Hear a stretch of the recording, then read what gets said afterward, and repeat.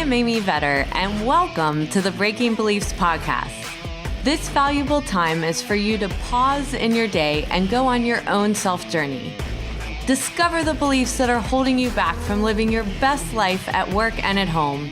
Learn from the guests on this show as they share their inspirational stories on how they found ways to break internal beliefs that were no longer serving them. Because if you believe you can, you will. And our podcast begins now.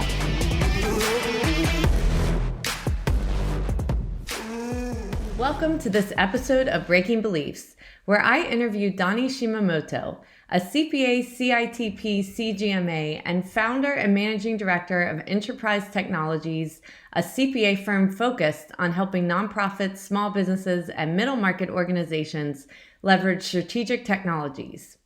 He is an internationally recognized expert in emerging technologies, cybersecurity risk management, and organizational development. He's been a recipient of numerous awards and has been named the top 25 thought leaders and top 100 influencer list for the accounting profession for many years.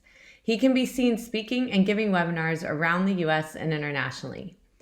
During my interview with Donny, he shares his journey from his Hawaiian roots and how it has helped shape his career when he learned to embrace who he was and where he came from. Welcome to this episode of Breaking Beliefs. My name is Amy Vetter, and I'm here with Donny Shimamoto. And Donny, do you want to just get us started and just tell us a little bit about yourself? Sure. I'm originally from Hawaii, so kind of think of myself as kind of a small town, or in Hawaii we call it a local guy. So kind of typical. Growing up, small town, enjoyed kind of going to the beach and water, and that's what I'm missing right now because now I'm over in Nevada. Yeah, that's a big difference. But yeah. And what's your business? What do you do for people that don't know you? Well, I'm a non-traditional CPA, which I also think of you as a non-traditional. We do a lot of different things. So I don't do audit, tax, or bookkeeping, but I do IT advisory services. So I basically help people make better decisions on their technology. Yeah, awesome. So I think your story is going to be so interesting, just starting out where you have. So maybe you can tell us a little bit about growing up in Hawaii and what that was like, because I mean, visiting Hawaii, it's hard to ever leave. So. Yeah, and that was actually the big thing for me too, was figuring out whether I would leave. So I always still consider Hawaii home. I split my time between Hawaii and other states. So have lived part-time in California and Texas, and then just this year I've relocated to Nevada. Usually for client work, and also because I do a lot of speaking around the nation. I always kind of have a hub to go back to. Right. But growing up in Hawaii was interesting because still to today, I find that our multicultural environment, and everyone right now is talking about diversity and inclusion, and I feel like we've always lived it. Because everyone talks about diversity, and we have diversity in New York, California, you see diversity, but it's diverse but separate. Right. And in Hawaii, I feel like we've always just been very inclusive. And so this whole diversity inclusion thing it's such a strange animal to me. Yeah. So how many brothers and sisters do you have? What island did you grow up on? Tell us a little bit about that. Sure. I'm the oldest of 3 boys. So I have a middle brother that's only 4 years younger than me. And he's actually here in Nevada. That was part of the reason why I decided to move to Nevada, because I've got a 5.5-year-old niece and a 2.5-year-old nephew who absolutely have fun with. And especially in this lockdown, it's been fun to go and do like tackle fights with them on the weekend. And we've introduced my niece to hiking, which she's started to really love. And so it's great to kind of see them. And growing up in Hawaii, that was one thing too. Every weekend we would go hiking or to the beach, and that's kind of the norm for us. So what did your parents do? My mom she actually worked for the library for a little while, and then at a school, kind of typical office job. And then my dad is actually a music teacher, and I know for you, he teaches acoustic. He used to teach acoustic guitar. Really? Okay. Mm-hmm. So he worked at like the elementary school or the high school, or? He was actually at Kamehameha Schools, which is our Hawaiian founded private school. Okay. And then how are they originally from Hawaii, or where did they come? So how do you end up living in Hawaii? That's So we are I'm fourth generation Asian American. okay. So it's my great grandparents that came over from Asia and China respectively. I'm half Japanese and half Chinese. Okay. And How did they yeah, end so, up in Hawaii? Like, why did they go there? Do you know? uh, goes back to Hawaii's history as sugar plantation. So Oh, um, okay. that was kind of the original industry. But my grandparents all actually were entrepreneur from the beginning. My grandfather used to drive his own taxi Oh, on one side, and my other side they were essentially traders. They ran a trading company. okay. So with your father going in a different direction, so how did he end up in music? Was that in your family, or was that just an interest of his? No, it was completely an interest. He's sort of I don't want to call him the black sheep, but he's kind of like the different one. He's the oldest. But my grandmother had a real love for music, and so I know she definitely appreciated that. But yeah, because two of my other uncles are engineers, and my other uncle's in business. Oh, okay.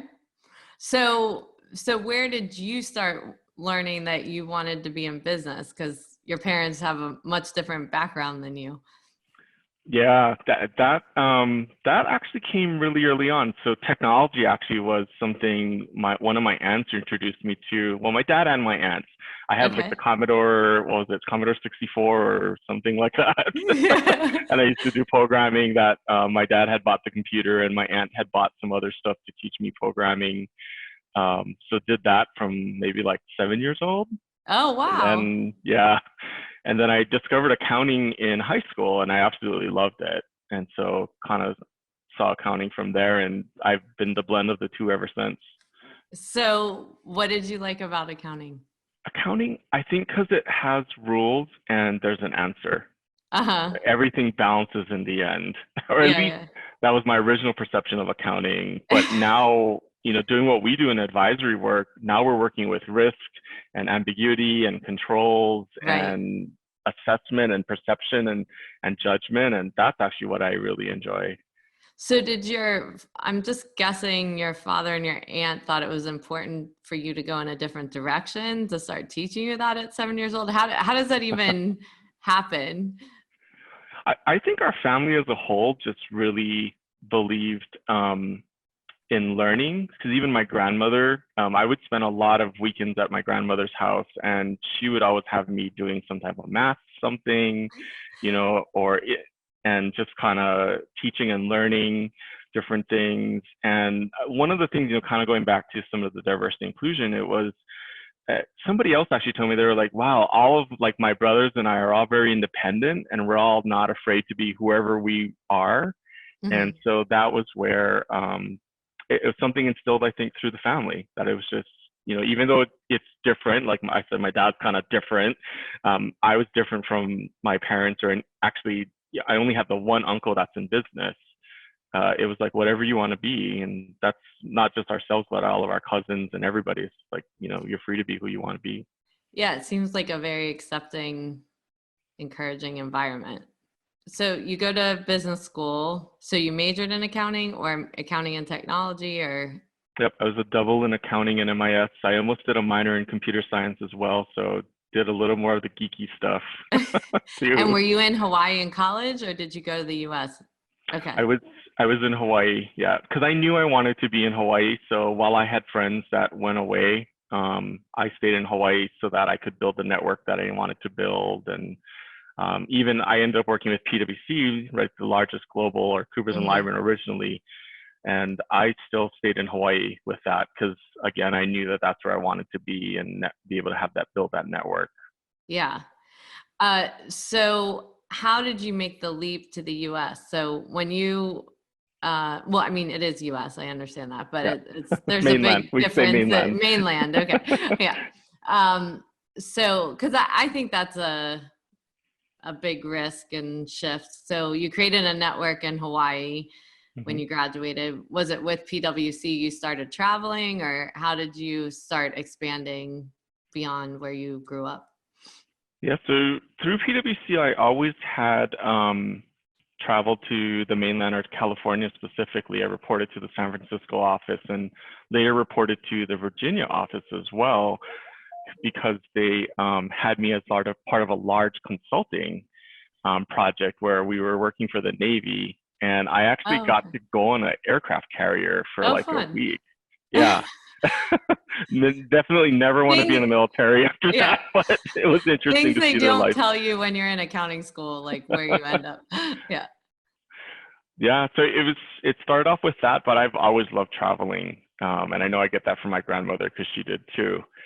And so from that, I just kept pursuing that. And when I started my own firm, I was with PwC for 4 years. When I started my own firm, that was when I was like, well, I want what I now know is called a lifestyle kind of a firm where I can do what I want to do, but still have to make a good living.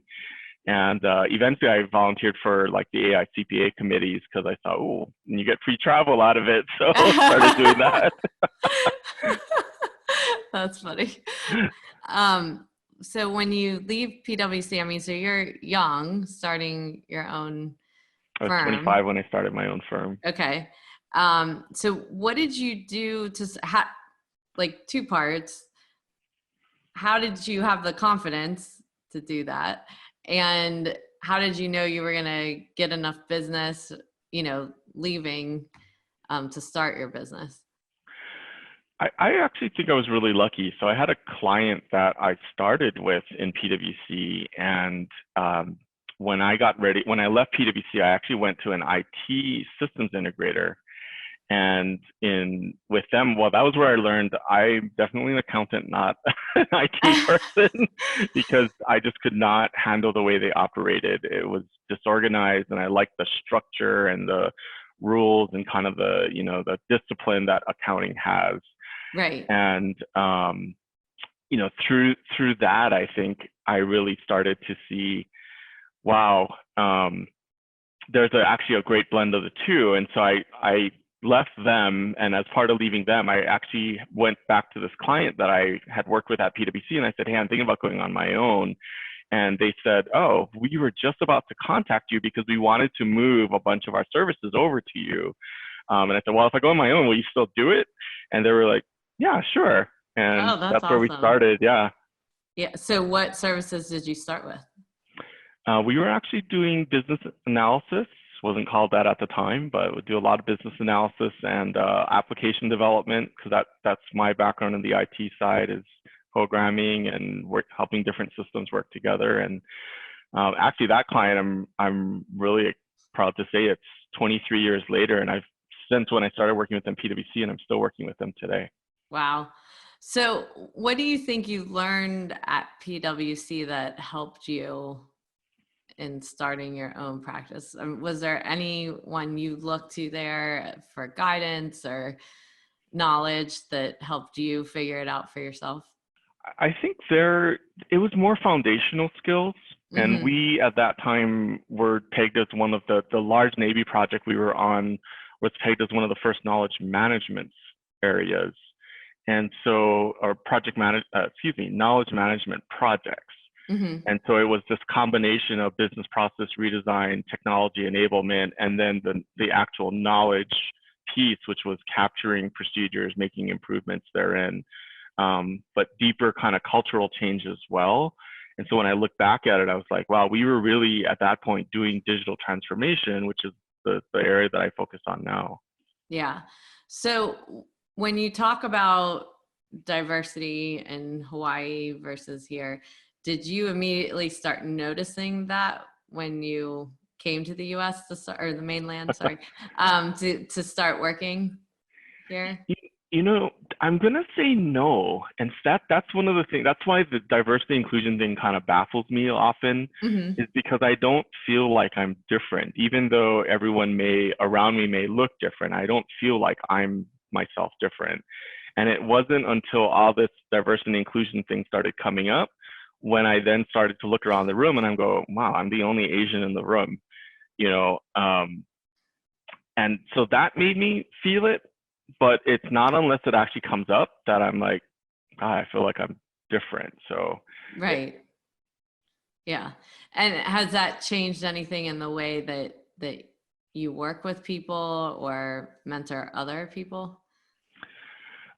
I think it is. And I think it's actually an example of the way we need to be, because it's interesting to kind of look at some of these diversity and inclusion things. And part of it is they form these associations. And I see it where, there's like the Asian Pacific organization, or there's even, the African American or the Black Association, the Latino Association. And I'm like, why are we creating all this division? I feel like that actually does it more, or even I see the women create things and versus the men things. And I'm like, I feel like these are all just creating more division than they are actually unifying us, because they force us into our separate areas. That's why I don't know, it's really interesting to me as we look at that, because if you truly are colorblind or gender blind, you just treat everyone as their own and you wouldn't separate them. So what do you say how do you guide people on that? To not join that, or what is it, that you're telling people from your standpoint? I usually don't join or recommend that they join those. If they really feel like they need it, like I've talked to some women, they really say they don't feel safe, doing whatever it is with men. But then part of me is also like, but if you don't feel safe, then when are you ever going to feel safe? Or how does this help you feel safe? Because when is that point where you're going to be able to come and do it with everybody else? So to me, it's always about, and like, do it together, because that's the inclusion, and then work and create that space for yourself and for others as part of what you're doing. And so now for example, I try to make sure that I'm seen as an example, so that if there are other Asian Americans, but I also make sure that I am part of everything else that's going on, not here's this Asian American guy sitting out here doing this thing. Right. Yeah, totally makes sense. Yeah, I think at least my experience with the women's stuff, I think where it helps people is that there's a safe place to talk about experiences that are similar, that they're encountering in the workplace, and education to help them know how to better handle it. And, I have found it helpful. I can see how,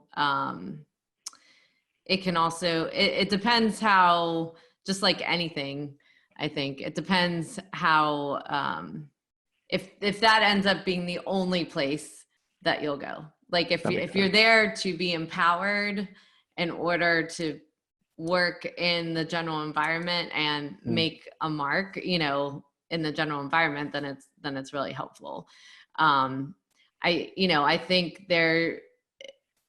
when utilized correctly, it gives people a voice or confidence that maybe they wouldn't otherwise have, at least in my experience. But that makes a lot of sense. That makes a lot of sense. And it actually, what you just said reminded me, as an Asian American and Asian American male, it was really interesting to one of my cousins who works in Silicon Valley.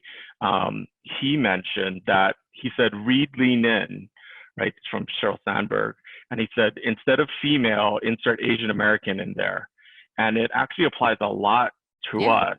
The whole, not the non-masculinity part of it, the bro culture and all that type of stuff, that we actually deal with a lot of the same thing. And we're also expected as Asians to be that quieter, like don't say anything, which is a lot of the same thing, they say the expectation of women is. And so it was really interesting to kind of see that parallel being drawn. And as I read the book or reread the book with that different lens on it, I went, wow, it's just really interesting. Well, and I think it's true of so many things that unfortunately, I think for a lot of men, they don't get the same topics that happen, at a women's conference. Because I know I can be asked to talk about work-life balance in a general conference, and then the men are like, overwhelmed by it and what they need to do and so forth, because it's not an acceptable topic. Like people think it's too soft or, you know, or whatever, and men need it just as much, right? Like, Yeah. so to your point, you know, these books, whatever they're for, talks or so forth, it really can be interpreted from your own standpoint and how you use it for an inclusion purpose, not, you know, just for one segment. So it totally makes sense. So what do you think is something that was a belief system that you brought in besides the diversity and inclusion, which is very interesting, but from growing up in Hawaii, it definitely being a smaller world and then expanding into the mainland, what was something that you had to let go of in that process? You know, at first I thought I had to let go of Hawaii because I always felt like it was going to be this stigma of like, oh, you know, you're from this small town or you're from this Hawaii. And in the end, I actually ended up embracing it a lot more, which is why still I always introduce myself as coming from Hawaii. My firm is based out of Hawaii. I don't think I would ever give that up because the brand Hawaii and the spirit of Aloha, you know, or the Aloha spirit, that's really what brings people so much joy. And so part of it is that. But also as I traveled around speaking, you know, in different states, I also learned it's beyond Hawaii, it's the small city, smaller town mentality where there's a lot more of, I think, community spirit that we're in this together. And I think in today's world, we're seeing this even more, that people are really banding together and caring for each other compared to what I see in the larger cities where you're kind of fending for yourself. Right. But this smaller community, I think, is really what's important. And it's why it's really brought me back to what we were talking earlier before we started the recording about, you know, the small businesses and the need to really impact the community and make that difference. That's what's so important to drive us forward. Right. And that's really, you know, the thing with advisory period is that you care beyond the numbers, that it's a community, it's your family, your clients, not just the balance sheet, the profit and loss statement, you know, spitting out that there's people and struggles and fear behind each of those people that you're helping. Yeah. So is there anything that you have had to change along the way? And, you know, once you started your own business, of what you thought it was going to be, and then anything you've had to pivot along the way? Oh, I feel like we've been pivoting all the time. If I look at it at a personal level, for me, it was letting go of stuff. So the whole, you know, I think we go to, especially traveling, you go and you like pick up all these little souvenirs. Or for me, I also enjoy retail therapy, or I enjoyed retail therapy. And so I would go and, you know, spend some money and grab clothes or whatever. And as I traveled a lot, and for a while I was traveling probably 60% of the time, it was, you know, what do I really need? And I realized I could get a large part of what I needed into a suitcase because I had to for like 4 or 5 weeks at a time.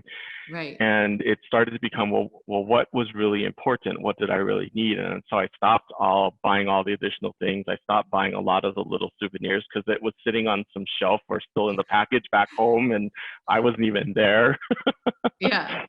So with that, I would, you know, say that I know you've shifted from a lot of cities as well of where you live. So what's driven that change? Is it curiosity, or was it having to do with business opportunity, or why have you pivoted that way? That was a lot of, usually it's business opportunity, but it's also because I believe in that need for that human connection and that change. So being both accounting and technology, I think a lot of times people think, well, you just do whatever it is you do and you follow the rules or you write the procedures. But I found that to truly be effective, especially at these business transformations, you have to address the human element. And a lot of that is this face to face.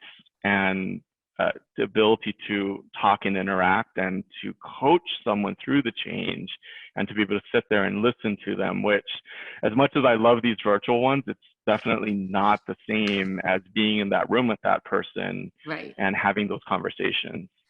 Yeah. And that's what's so interesting, right? Like, especially even before this, and I think people might be getting the point, but we've been basically out there saying technology does not get in the way of human connection and so forth. But now everyone's been forced into technology, and you can see that humans still need that connection, that face-to-face, that being together, that a video screen is better than nothing, but it never takes away from that in-person connection that you have with people. Yeah, completely. So what kind of things do you think that you as a leader with your team or your clients are things that you try to help them with or mentor them with based on the things that you've learned in your career? I think the biggest one is really to not react. And that's, I think, for myself was something I had to learn too. Because I was kind of, when I started out, I was kind of your typical type A personality, you know, super achievement driven. I was on top of everything. I was super organized and super structured. And when something would happen, I was on it.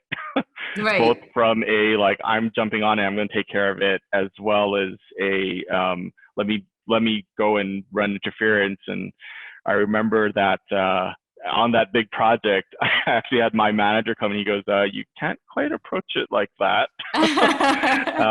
So stop and take a breath before you send an email, right? And I think learning to meditate and you know, these types of presence techniques also really help in that. So I always kind of stop and I'm like, okay, am I reacting? And why am I feeling that way? And let's really kind of, for myself, reassess and figure out what really is going on. What am I reacting to? Is it a good reaction? What is that really going to help me achieve what I want to achieve? And so I think that's one of the biggest things. And that's like with the Zoom background, I always feel like for my clients, I need to be that calm and that peace. And that's what I bring into the room, whether it's a meeting or whether we're doing a one-on-one, because I'm there to help really address the feeling, not necessarily their feelings, because I'm not a therapist, but I do think of myself as a coach of like, okay, well, I see what you're saying. Now let's break that apart and understand what's going on in this business context. So when did you start meditating? Ooh, I'm going to say that was probably 6 years ago. Okay. I think. Yeah. And why did you start? A friend of mine actually introduced me to it. She had started, she gave me a book, and I always thought of meditation as this, like, I don't know, thing like, okay, yeah, those people go and do it, and they fall asleep half the time, I'm sure. And she gave me one. The book was, I think it was Peace in Every Breath or Peace in Every Step, something like that. But it was the more practical, or Peace in Every Step, because it was about walking meditation and how you need to make sure that you're incorporating even just a thoughtful moment as you're going through your day, or even as you're eating. And anyone that's seen my Facebook knows that I love eating. Yeah. To enjoy every bite, you know, and to save every bite and every flavor. And so it was just about really appreciating a lot of everything a lot more. Yeah, in our teacher training, we have them do a homework assignment where they have to eat an orange, but it has to take an hour. Oh, an hour. Wow, I don't know if I could do that. Yep. So it's always interesting getting the results back, and also how fast we typically eat, and we're really not that hungry. Like, you know, like you fill up faster, you don't smell it, all the types of things. But yeah. So you found then once you had the practice and it helped you in dealing with your daily work stress and with your staff as well. Yeah. Well, and with others, because in this coaching role, you really can take on a lot from others, right? Because they're coming and they're unloading on you emotionally, and there's a certain amount of problem solving that you're doing, but it was where I needed a way to kind of be able to offload that at the end of every day. Just Yes. going in and listening to people complain, or cry on your shoulder, everything that can be really emotionally draining too. So having that meditation to kind of let go, and the shower meditation is actually one of the ones I often recommend to others. And it's at the end of the day when you're taking that shower, to just feel the water falling on you, and say wow, and just focus on the water and let the water take everything that you've accumulated through the day and just wash it down the drain, and take all that negativity and just let it go. I found that super helpful. Yeah. I think it's really important because, like you said, one of the things when people are dumping things, our first reaction is to solve. Mm-hmm. When sometimes people don't want us to solve, they just want to get it out. Mm-hmm. And then you've got to find a way to get it out. But Yeah. you're actually helping just by being silent. And, I think it's a big skill to do that, because you have to work on it. You have to practice it, because it's not our natural human way to not respond and solve, especially when you're a consultant or advisor. Yeah. But you're actually serving them to allow them to get everything out so that you have all the information as well, and how you want to help them going forward. Yeah. And I found for a lot of those sessions, that's usually one of my first questions once they start to unload. It's are we problem solving here, or are you just helping me understand? And so it's not like telling them like, am I just letting you vent? It's are you helping me understand, or are we actually problem solving here? What are we trying to do? Yeah, that's good. Okay, great. Awesome. So I'd like to ask you just a couple quick fire questions, and you pick a category. So family and friends, money, spiritual, or health. Let's do family and friends. Okay. So things or actions that I don't have that I want. Things or actions that I don't have, related to family and friends? Correct. For me, with my travel right now, I really miss that family time. Growing up in Hawaii is a very family focused environment, and like every Sunday we would go to my grandparents' house, and it wasn't just us. There was at least one or two other aunts and uncles, and so that was always that family time. Yeah. So I do miss that. I'm here with my brother and his family, so my sister-in-law, my niece and nephew, so we kind of do that once in a while. Yeah. That's nice, but I do miss kind of having that consistency of family interaction. Okay, so things or actions that I do have that I want, which you might have answered part of that, is that you've got your brother near you. Yeah, but also it's the friends, and so that was like, I was actually really anti-social media when it first came out.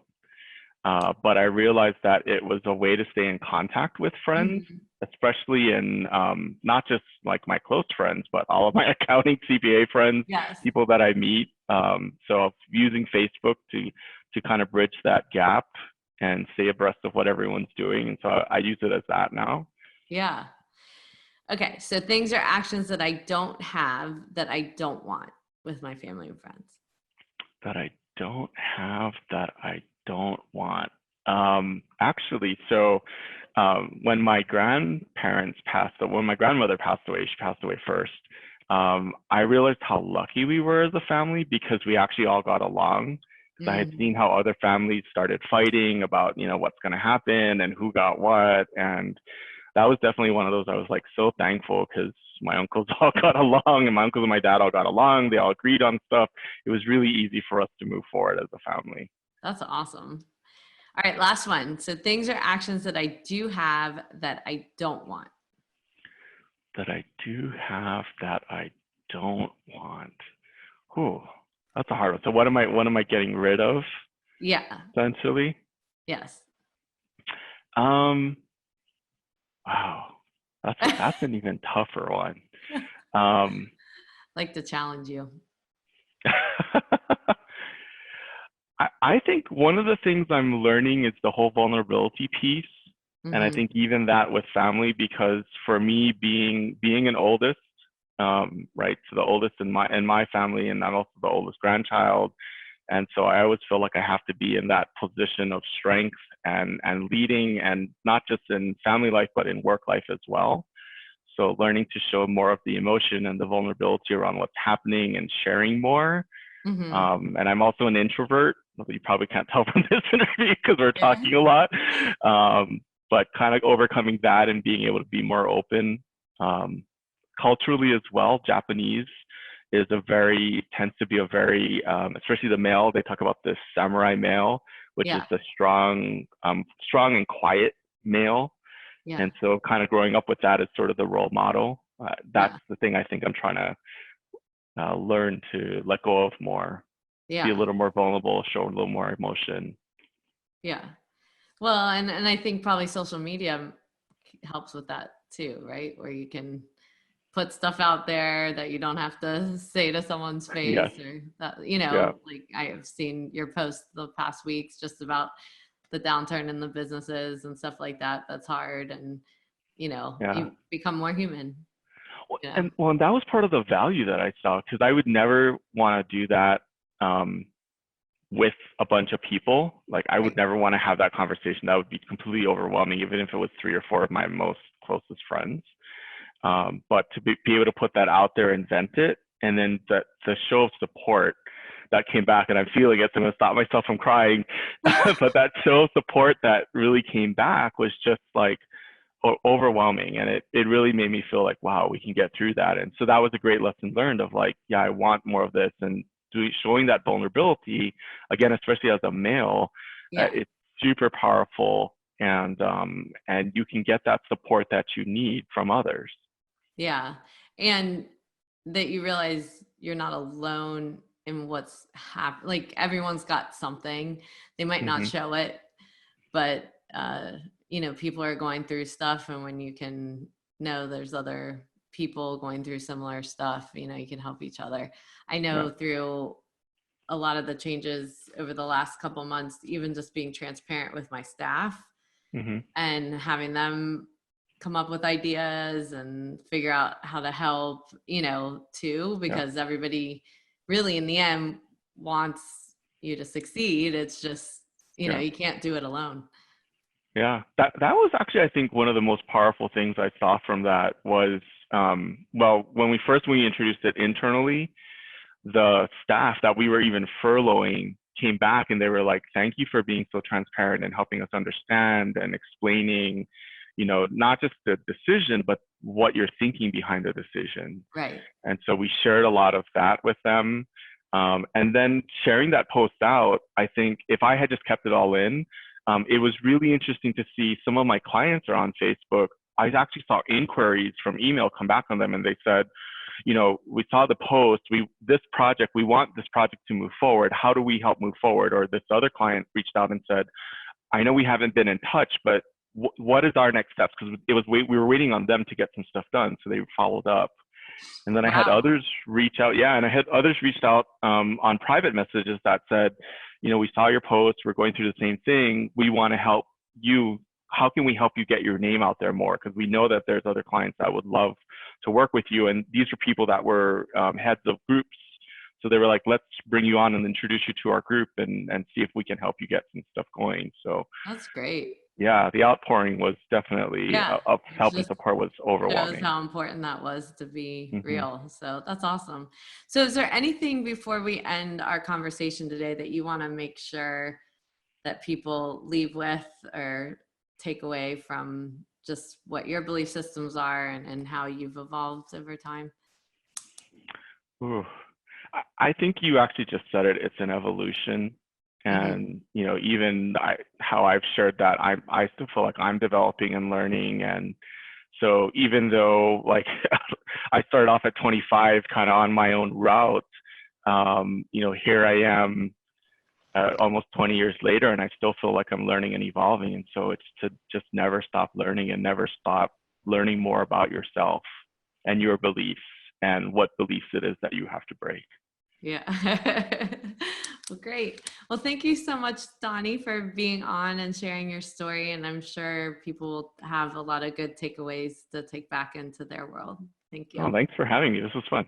And now for our mindful moments with this interview with Donny.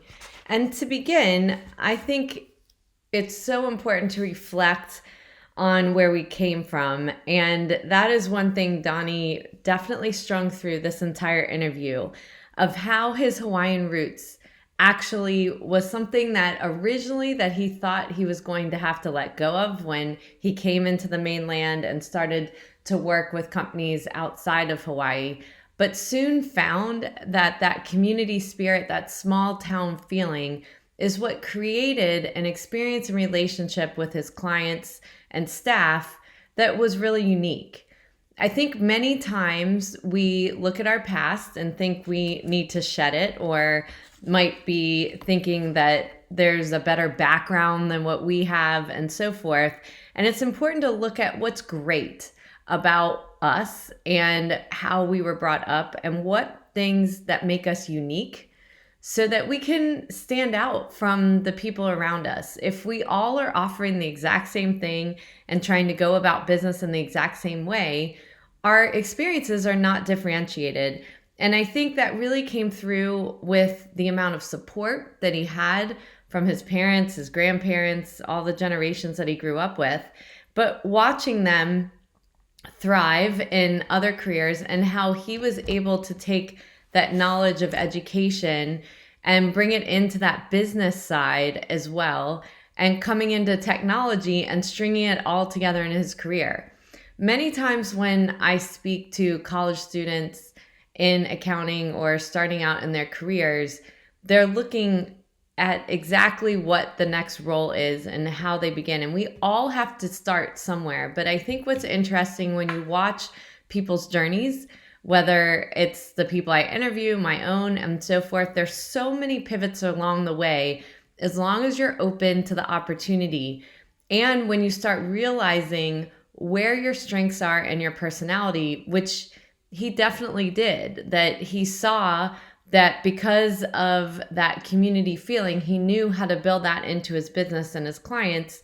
But also he saw that he could go beyond his original job and take his skill sets and technology and accounting and turn them into something that made him really excited. And whatever you do, wherever you graduate from, I think that's a really important lesson, is to go back and look at what is my expertise and how can I string that into what I want to do, but utilize these years and years of experience that I have and be able to differentiate myself because of it.